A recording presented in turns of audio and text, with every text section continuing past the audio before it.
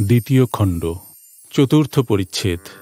ত্বমেব সুক্ষা ত্বং স্থূলা ব্যক্তস্বরূপিণী নিরাকারা পিশাকারা কস্ত্বং বেদিতুমর্হতি।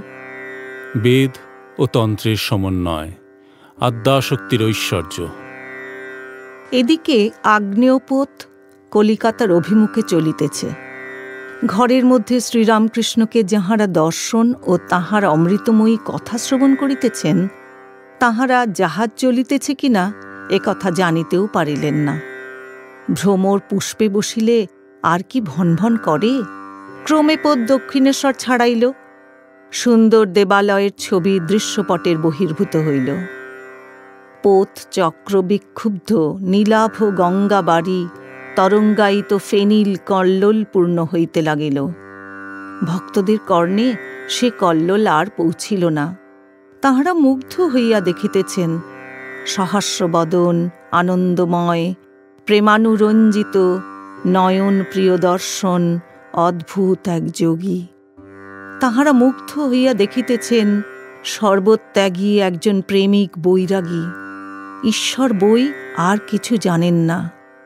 এদিকে ঠাকুরের কথা চলিতেছে। শ্রীরামকৃষ্ণ বলিতেছেন, বেদান্তবাদী ব্রহ্মজ্ঞানীরা বলে সৃষ্টি স্থিতি প্রলয় জীব জগৎ এ সব শক্তির খেলা। বিচার করতে গেলে এসব স্বপ্নবৎ, ব্রহ্মই বস্তু আর সব অবস্তু। শক্তিও স্বপ্নবৎ, অবস্তু। কিন্তু হাজার বিচার করো, সমাধিস্থ না হলে শক্তির এলাকা ছাড়িয়ে যাওয়ার জো নাই। আমি ধ্যান করছি, আমি চিন্তা করছি, এ সব শক্তির এলাকার মধ্যে, শক্তির ঐশ্বর্যের মধ্যে। তাই ব্রহ্ম আর শক্তি অভেদ। এককে মানলেই আরেকটিকে মানতে হয়। যেমন অগ্নি আর তার দাহিকা শক্তি। অগ্নি মানলেই দাহিকা শক্তি মানতে হয়। দাহিকা শক্তি ছাড়া অগ্নি ভাবা যায় না। আবার অগ্নিকে বাদ দিয়ে দাহিকা শক্তি ভাবা যায় না। সূর্যকে বাদ দিয়ে সূর্যের রশ্মি ভাবা যায় না। সূর্যের রশ্মিকে ছেড়ে সূর্যকে ভাবা যায় না। দুধ কেমন না ধোবো ধোবো। দুধকে ছেড়ে দুধের ধবলত্ব ভাবা যায় না। আবার দুধের ধবলত্ব ছেড়ে দুধকে ভাবা যায় না। তাই ব্রহ্মকে ছেড়ে শক্তিকে, শক্তিকে ছেড়ে ব্রহ্মকে ভাবা যায় না। নিত্যকে ছেড়ে লীলা, লীলাকে ছেড়ে নিত্য ভাবা যায় না। আদ্যাশক্তি লীলাময়ী সৃষ্টি স্থিতি প্রলয় করছেন, তাঁরই নাম কালী। কালী ব্রহ্ম, ব্রহ্মই কালী। একই বস্তু যখন তিনি নিষ্ক্রিয়, সৃষ্টি স্থিতি প্রলয় কোনো কাজ করছেন না, এই কথা যখন ভাবি তখন তাঁকে ব্রহ্ম বলে কই। যখন তিনি এই সব কার্য করেন তখন তাকে কালী বলি, শক্তি বলি। একই ব্যক্তি, নাম রূপভেদ। যেমন জল, ওয়াটার, পানি। এক পুকুরে ৩-৪ ঘাট। এক ঘাটে হিন্দুরা জল খায়, তারা বলে জল। এক ঘাটে মুসলমানেরা জল খায়, তারা বলে পানি। আর এক ঘাটে ইংরাজেরা জল খায়, তারা বলে ওয়াটার। তিনই এক, কেবল নামে তফাৎ। তাকে কেউ বলছে আল্লাহ, কেউ গড, কেউ বলছে ব্রহ্ম, কেউ কালী, কেউ বলছে রাম, হরি, যিশু, দুর্গা। কেশব সহাস্যে বলিলেন, কালী কতভাবে লীলা করেছেন সেই কথাগুলো একবার বলুন। তিনি নানাভাবে লীলা করেছেন। তিনি মহাকালী, নিত্যকালী, শ্মশানকালী, রক্ষাকালী, শ্যামাকালী। মহাকালী, নিত্যকালীর কথা তন্ত্রে আছে। যখন সৃষ্টি হয় নাই, চন্দ্র, সূর্য, গ্রহ, পৃথিবী ছিল না, নিবিড় আধার, তখন কেবল মা নিরাকারা মহাকালী, মহাকালের সঙ্গে বিরাজ করছিলেন। শ্যামাকালীর অনেকটা কোমল ভাব, বরাভয় দায়িনী। গৃহস্থ বাড়িতে তাঁরই পূজা হয়।